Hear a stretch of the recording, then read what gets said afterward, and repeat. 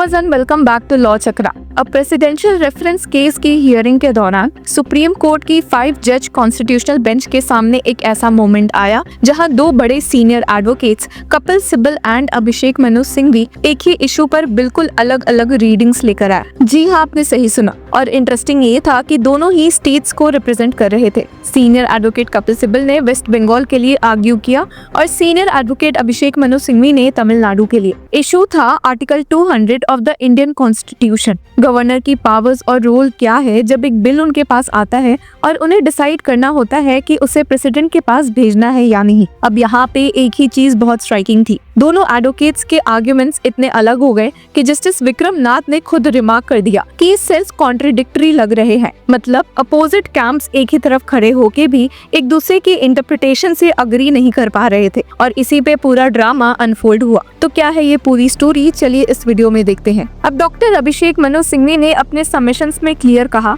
कि the governor has no discretion, he must act on the aid and advice of the council of ministers. उनका reasoning ये था कि article 200 को पढ़ो तो गवर्नर एक इंडिपेंडेंट कॉन्स्टिट्यूशनल अथॉरिटी की तरह एक्ट नहीं करता, बल्कि स्टेट कैबिनेट के एडवाइस के अकॉर्डिंग ही एक्ट करता है। उन्होंने कहा कि अगर गवर्नर एक बिल प्रेसिडेंट के पास भेज रहा है तो वो एकदम क्लियर है कि काम वो aid and advice of the state government पर ही कर रहा है। यहाँ पर सीनियर एडवोकेट सिंघवी ने एक हाइपोथेटिकल सिचुएशन भी समझाई। मान लो कि स्टेट गवर्नमेंट खुद चाहती है कि प्रेसिडेंट बिल को रिकंसिडर करे, या फिर बिल एक ऐसे मैटर से रिलेटेड है जो बाय लॉ प्रेसिडेंशियल एसेंट मांगता है। इन दोनों केसेस में गवर्नर बस एक फॉर्मल चैनल है, उनके पास कोई अपना डिस्क्रेशन नहीं है। सीनियर एडवोकेट सिंघवी का एम्फेसिस था कि कॉन्स्टिट्यूशन गवर्नर को एक सेरेमोनियल रोल देता है, उसे अपने मन से डिसाइड करने का कोई हक नहीं है। सिंपल शब्दों में गवर्नर एक रबर स्टैंप है जब आर्टिकल 200 इन्वोक होता है। हालांकि सीनियर एडवोकेट कपिल सिब्बल ने इस आर्ग्यूमेंट को तुरंत चैलेंज किया। उन्होंने कहा कि सीनियर एडवोकेट सिंघवी जो कह रहे हैं वो कॉन्स्टिट्यूशन के वर्डिंग और स्पिरिट दोनों के अगेंस्ट है। सीनियर एडवोकेट सिब्बल ने काफी शार्प वर्ड यूज किए कि the governor is not a mayor post office. उन्होंने कहा कि अगर गवर्नर सिर्फ काउंसिल ऑफ मिनिस्टर्स के कहने पर बिल को प्रेसिडेंट के पास भेज देगा तो फिर गवर्नर का रोल ही क्या बचा। क्यों बिल गवर्नर के पास भेजा जाता है, सीधा प्रेसिडेंट के पास जा सकता था। इसका मतलब है कि आर्टिकल 200 गवर्नर को एक कॉन्स्टिट्यूशनल रिस्पॉन्सिबिलिटी देता है,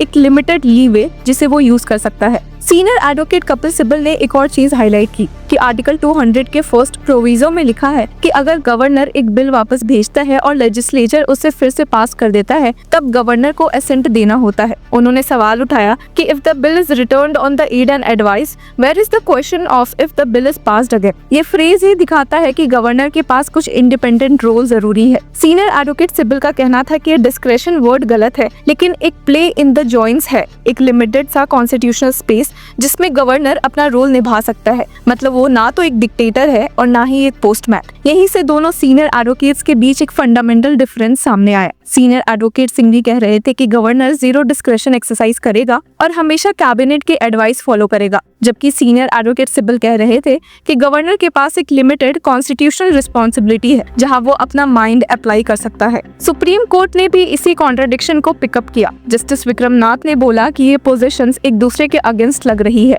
और सीनियर एडवोकेट सिब्बल को तुरंत क्लैरिफाई करना पड़ा कि वो सीनियर एडवोकेट सिंघवी की बात हर जगह अपोज नहीं कर रहे, सिर्फ इस कंटेक्स्ट में डिसएग्री कर रहे हैं। सीनियर एडवोकेट सिब्बल ने कहा कि as far as the aid and advice is concerned, when it comes to the right of the governor to send it back, there is inherent evidence in reading the provision that he does in his capacity. मतलब उनका point ये था कि add and advice एक चीज है, लेकिन governor के पास अपनी एक कॉन्स्टिट्यूशनल ऑब्लिगेशन भी है जो उसे रबर स्टैम्प बनने से रोकता है। एक और शार्प एक्सचेंज हुआ जब जस्टिस नाथ ने सिब्बल से पूछा, अगर गवर्नर के पास कोई डिस्क्रेशन नहीं है तो वो प्रेसिडेंट को बिल भेजते वक्त मैसेज कैसे लिखता है, क्योंकि आर्टिकल 200 में गवर्नर को एक मैसेज अटैच करना होता है जब वो बिल रिटर्न या रेफर करता है। इस पर सीनियर एडवोकेट सिब्बल ने जवाब दिया, therefore there is that constitutional responsibility.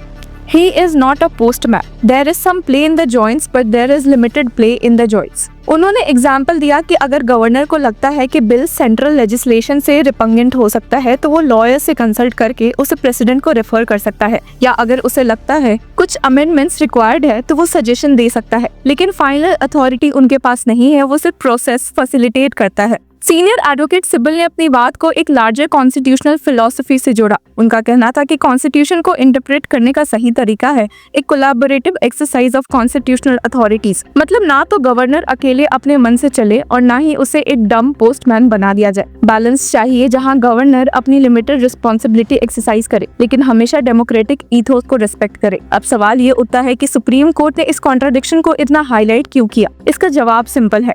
Article 200 का इंटरप्रिटेशन डायरेक्टली इम्पैक्ट करता है सेंटर स्टेट रिलेशंस और फेडरल स्ट्रक्चर को।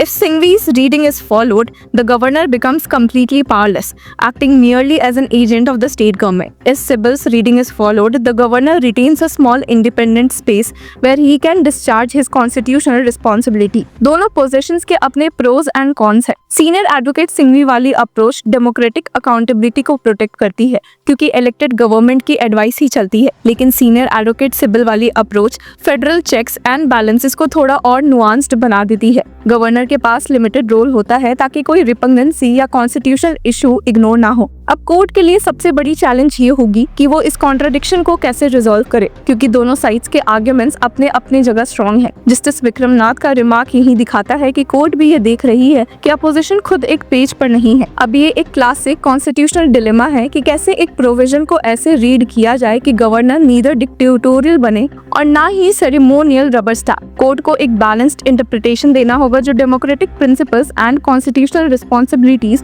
दोनों को रिस्पेक्ट करे। इस पूरे एक्सचेंज ने एक चीज क्लियर कर दी है कि even among the best legal minds article 200 का इंटरप्रिटेशन एक ग्रे एरिया है। सीनियर एडवोकेट्स सिंघवी और कपिल सिब्बल दोनों ही अपने अपने तरीके से डिफेंड कर रहे थे फेडरलिज्म एंड कॉन्स्टिट्यूशनल बैलेंस को, लेकिन उनकी डिसएग्रीमेंट इतनी शार्प थी कि कोर्ट ने उसे हाईलाइट कर दिया। और शायद इसी वजह से ये केस इतना इंपॉर्टेंट है, क्योंकि ये सिर्फ एक बिल या एक गवर्नर की पावर का इशू नहीं है, ये federalism, democracy and constitutional interpretation का कोर क्वेश्चन है कि is the governor a postman और अ कॉन्स्टिट्यूशनल सेंटिनल। तो व्यूअर्स, आपकी क्या राय है हमें कमेंट सेक्शन में जरूर बताएं और तब तक के लिए कीप फॉलोइंग लॉ चक्रा।